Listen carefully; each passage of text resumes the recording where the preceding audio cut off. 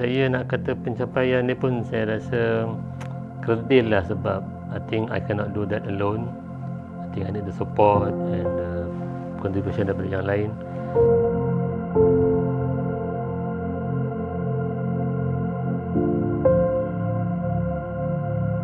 Perjalanan kerjaya saya sebenarnya bermula daripada tahun 82 apabila saya mula mendapat tawaran beasiswa Lembaga Literat Negara LLN masa tu untuk menyambung pengajian lah di Australia, di luar negara.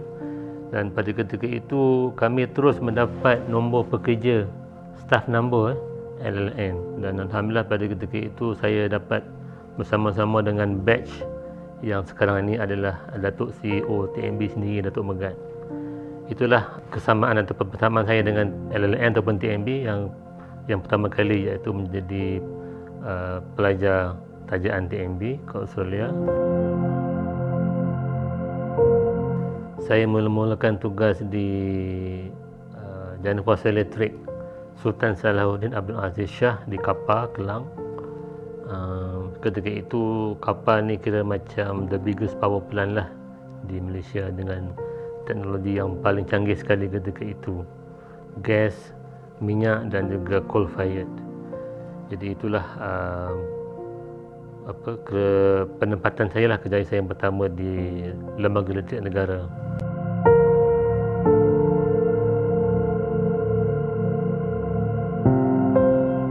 Ketika di Kapar Power Station, antara pencapaian yang saya kira I feel proud of myself is kita memperkenalkan maintenance dan operation tu kita sekalikan, multi skilling.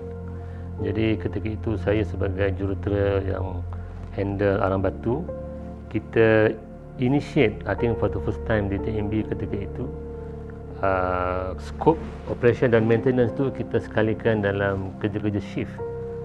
Jadi benda tu I think telah berjaya menjadikan operasi coal power plant tu lebih efisien lah, sebab kita optimize dari resources. Saya memulakan Research Management Center di Unit 10. Ketika itu Unit 10 baru lagi ditubuhkan, jadi fokus ketika itu lebih kepada akademik, teaching untuk pelajar-pelajar. Jadi fokus kepada research tu agak kurang ketika itu. Jadi alhamdulillah pada ketika itu saya bersama rakan-rakan yang lain initiate beberapa inisiatif untuk menjadikan research satu agenda utama lah di Unit 10 dengan penubuhan Research Management Center, dan saya merupakan pengarahnya yang pertama lah. Dan alhamdulillah sekarang I think research di Unit 10 telah berkembang dan begitu hebat sekali, alhamdulillah.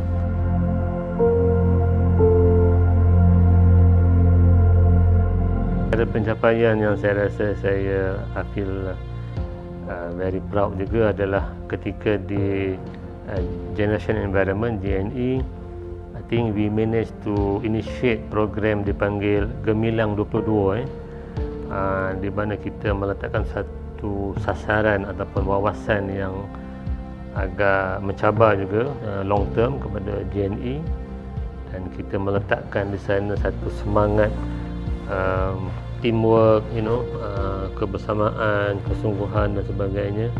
Dan alhamdulillah I think satu momen yang saya kira sangat bermakna lah pada diri saya sendiri. Jadi saya rasa mungkin itu adalah antara kejayaan lah yang saya boleh kata, bukanlah saya seorang, tapi kejayaan semua, baik ketika di TMB, di Kapar, di Unit 10 dan juga di TMB. Alhamdulillah.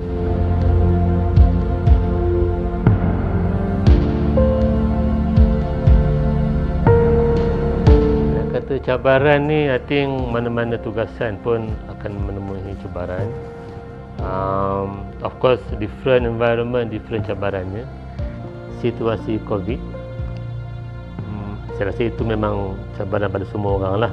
Tapi especially kepada saya, sebab ketika itu saya baru memegang jawatan TMB, pengarah urusan.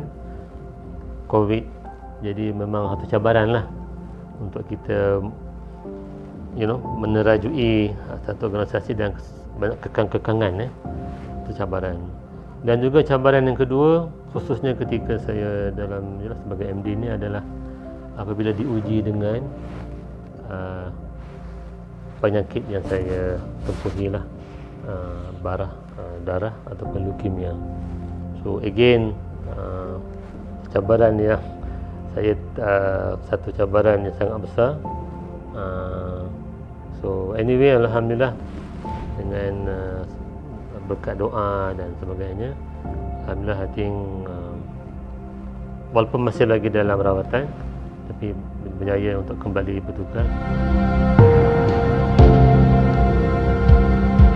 Momen yang saya paling ingati adalah ketika insiden blackout, national blackout. Jadi ketika itu kami di power plant sebagai orang kata jantung kepada penjanaan tenaga untuk negara Peninsular Malaysia, memang sangat momen tak dapat nak dilupakan lah. Dari pagi sampai malam turun naik untuk normalize, mengembalikan penjanaan. Sangat mencabar kerana kita terpaksa menggunakan segala ilmu, segala apa yang kita tahulah, all the resources yang ada di TNBR, di kapal ketika itu digunakan sepenuhnya, yang muda, yang tua, yang sebagainya lah, technician, engineer. So satu momen yang sangat saya rasa saya nak kata tak nak lupa lah.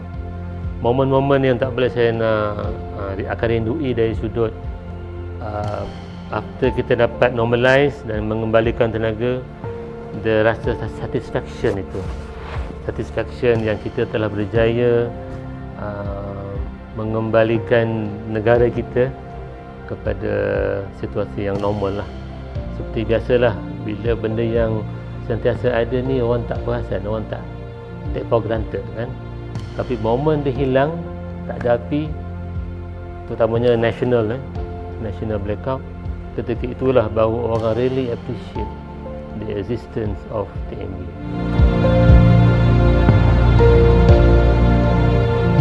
Jadi what's next? Apa perancangan saya selepas bersara?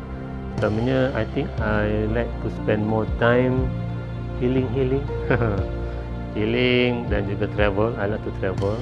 Saya suka berjalan, melancong, tengok tak semestinya negara orang, tapi tempat orang. I think I would like to spend more time untuk melihat kebun pusaka lah yang diamanahkan kepada saya, yang sebelum ni memang tak sempat nak tengok, hutan jadinya. So itu yang saya rasa amanah orang tua kan. Jadi nak pastikan tanah tu terpelihara. Yang lain-lain tu lebih kepada of course to spend more time juga untuk do more charity.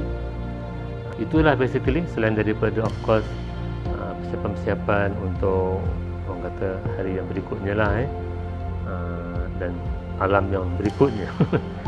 Yang lain-lain tu lebih kepada of course spend dengan keluarga lah. Saya telah banyak diberi peluang dan apa orang kata tu bantuan lah oleh LLN TNB. Daripada mula lepas SPM terus tak sempat nak tengok orang lain. TNB LLN dah ambil saya, bagi scholarship, belajar, balik kerja. Ketika itu ramai setengah people di buang kerja, tapi TNB masih ambil, kemudian sambung belajar lagi, master dan PhD, balik menyumbang TNB. So apa yang saya nak bagi perasanan adalah ambillah peluang sepenuhnya yang kita ada sekarang, sama ada you dengan TNB ke dengan mana-mana sekalipun. Ambil peluang itu untuk memberikan yang terbaik, the best that you can do, the best that you can contribute.